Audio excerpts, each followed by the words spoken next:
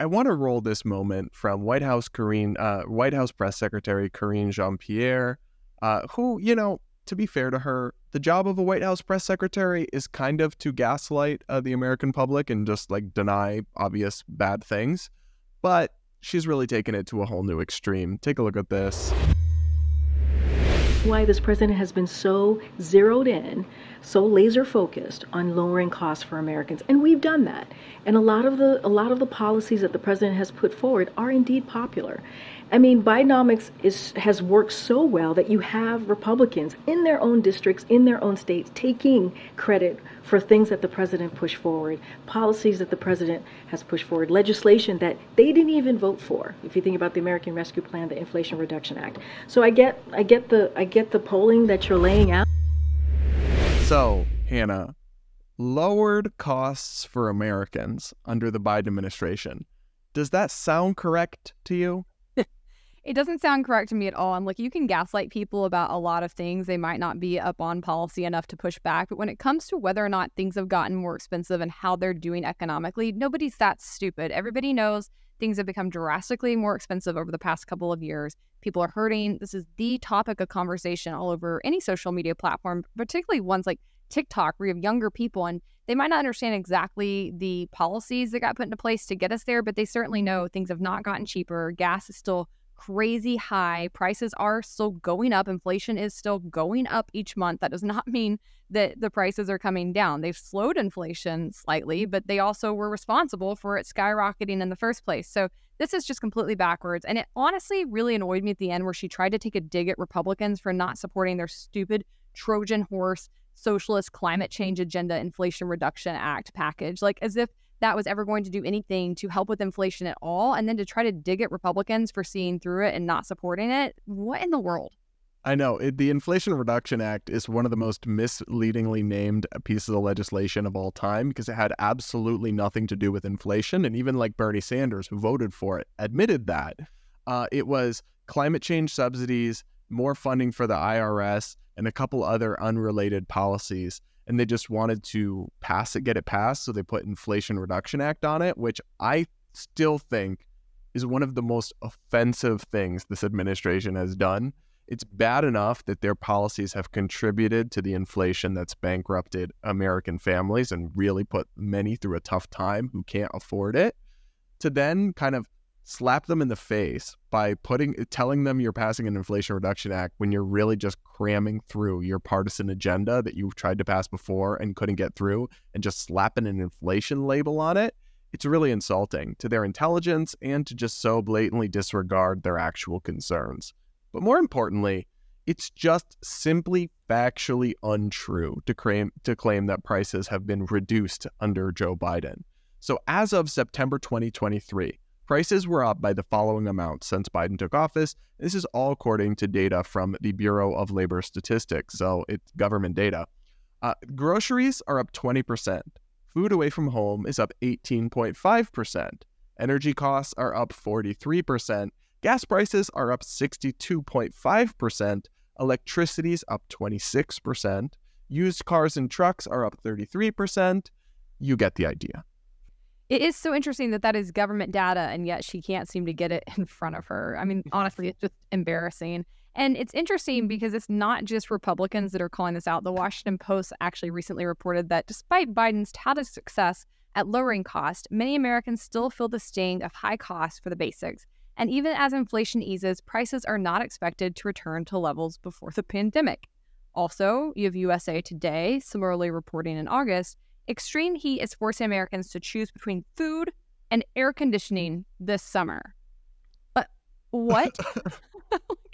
This is some third world stuff. I mean, honestly, that's really bleak. And I think I have been very fortunate during these times. Everything's been going very smoothly on work on my end. But I know a lot of people who are saying this, and they're not, there are people who are making decent money and they're saying, I'm making more money than I've ever been making before in my life. And yet I have less disposable income. I feel like I live more paycheck to paycheck. I'm more strapped for cash. I see people saying I was better off 5 years ago when I was making $50,000 versus today when I'm making $90,000. This is extreme. This is really, really serious stuff. And I think that it's not just the Biden White House gaslighting. It's been a lot of the media. It's the fact that they've kept the stock market pretty inflated and it's not really had a bust and come down significantly. You have like the head of the Fed recently saying they see no signs of a recession. And so I think it's very discombobulating to a lot of Americans to consistently be told everything's fine, everything's great, the economy's doing swell. And meanwhile, they recognize, but I have less money, I have less freedom, I'm not able to keep up, I'm feeling strapped. And I think that must be a really confusing and infuriating position to be in when you don't understand what's actually going on beneath the surface and you don't have a good handle on the policies that have been passed and implemented since 2020 in order to understand what's really going on. Yeah, I completely agree. And it's so bad now that even the mainstream media, like you read from WAPO and USA Today, are admitting just how terrible it is. When for a while the mainstream media was doing this like, well, inflation is because of Putin, or inflation is because of corporate greed, or other narratives that are not really correct. Now, I want to be clear that like Biden isn't 100% responsible for inflation. He's not 100% responsible for the price of used cars. His policies have worsened a lot of these problems. You know, his anti-energy policies have contributed to higher gas prices, and which actually leads to higher prices throughout the economy because basically everything is dependent on transportation costs. His massive, wasteful, fraud-rife stimulus bill, the American Rescue Plan, basically ran the money printer for an extra $1.5 trillion or whatever, I think almost $2 trillion. The Inflation Reduction Act is turning out to cost way more than we expected. So instead of reducing the deficit, it's further adding to the deficit. That money essentially gets printed or borrowed. And so it further worsens inflation. So I don't want to like make it sound like Biden is 100% to blame for all of this, but he is partially to blame for it. I mean, obviously the economy is complex. Global factors play a role. Lots of things play a role.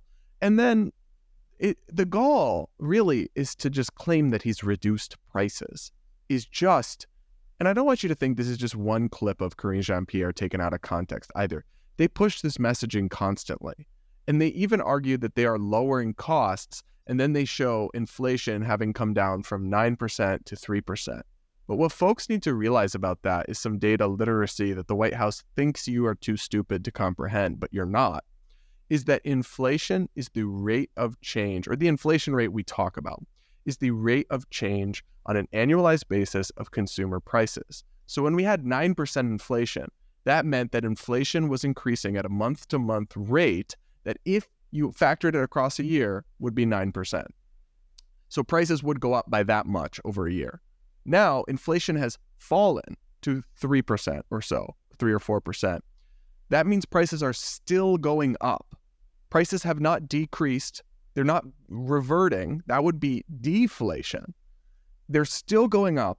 Just the rate at which they are increasing has slowed. So you're still getting poorer. Things are still getting more expensive. And all the damage that was done is still with us. It hasn't been undone in any way. That would require deflation. And yet they're claiming things are more affordable, or they always say they're giving Americans breathing room. And it's like, no, you're just suffocating us slightly less, well, significantly slower. And I just hope people can understand like that basic economic literacy, because I don't blame people who aren't familiar with these things, but they're counting on your ignorance to get away with their lies and misperceptions. That's right. And I see you have in the document noted here, guys, overall consumer prices have increased 17.4% under Biden. That is crazy. That is a lot. It is stifling. Something has to give here. And you're right. It's not just Biden. Republicans deserve a ton of blame for this as well. They were also participating in many of the stimulus and COVID policies. They did not cut spending at any point when they were in the position to do so. And ultimately, the Federal Reserve and its money printing is what has really led to this. Something has to give. People like Ron Paul have been trying to raise the alarm on the debt, on the spending, and on the printing for over 2 decades now. This has been a point of conversation. And it's one where I feel like it's almost just treated like laughable on the left, right? When you start talking about the debt, they're like, oh, the debt, like who cares? They really do have that attitude. And you see many people saying like, just spend it. We have it. We spend money on this. Just spend this. We don't have it. We are grossly in debt. And if you think that those numbers don't matter, the chickens are going to come home to roost, and it's going to be too late to turn the ship around. There's been people like Rand Paul trying to do the very basic adult governing in the room needed to get the situation under control. What was his thing not long ago? A penny plan, right? It was just like cutting even like the smallest amounts across the spans. I think it was like 1 cent out of the dollar a year for 5 years or something, and they wouldn't even pass something like that. Yeah, they refused to have a serious conversation about this, and so don't say there weren't canaries in the coal mine when it comes crashing down on your head. And it's going to keep getting worse. Your dollar is going to become worth less and less. You're not going to be able to afford basic things. Your quality of life is going to go down. We're not just ranting and raving about this because we're a bunch of nerds. The writing is on the wall with this. So I hope people do start to see through it. I hope they, just really get a grip on reality and understand that you cannot keep acting like this without consequences. It's going to get really bad.